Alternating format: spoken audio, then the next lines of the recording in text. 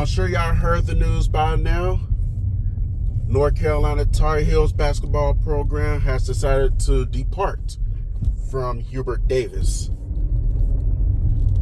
And to be straight up with y'all, when you're coaching a team that blows a 19-point lead in regulation to VCU in the round of 64, and then go on to lose a game where your only points in overtime were based off free throws, that can and will lead up to a departure offense.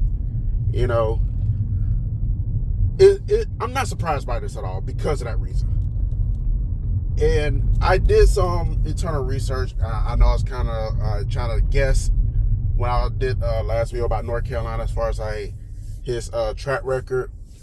Now, obviously, he came in 2021-22 season, got out to a great start, took the team to a championship game in his very first year, and as an 8th seed, mind you, which is very difficult to do. You know, I remember them beating Baylor, and I think it was UCLA, beat Duke in the Final Four.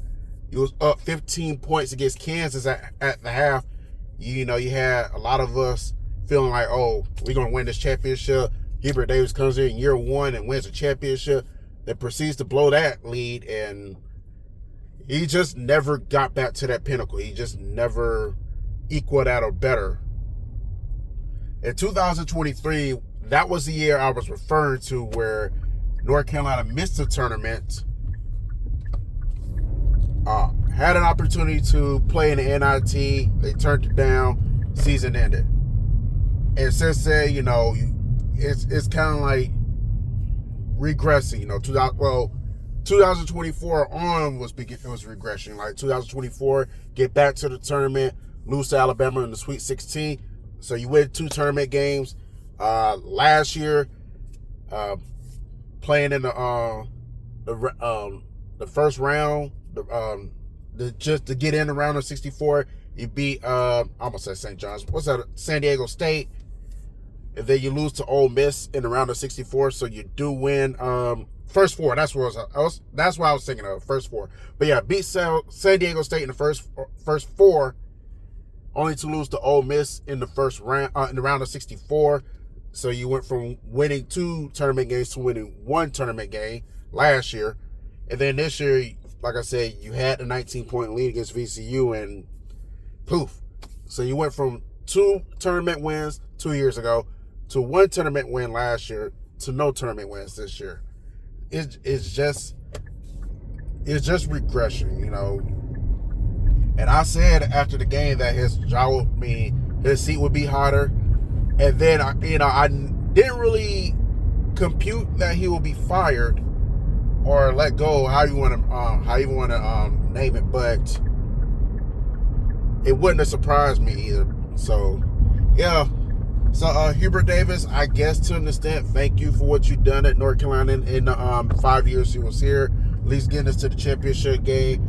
But you just never. You had some great talent around you too throughout those 5 years. The problem is you couldn't lock down a lot of these players. They transferred to other schools, and then when you did have like a top 10 talent around you, you just didn't capitalize on it. It just. I guess in a way, the athletic department, they just didn't see it getting better. They see it getting worse before it got better, and they knew where it had to be done. So, and I'm sure that Hubert Davis is going to bounce back on his feet. It may be as a maybe as an assistant coach somewhere else, or maybe he'll go to a smaller school. Who knows? But I wish him the best with his future endeavors. And now it's going to be interesting to see who Carolina gets to replace him.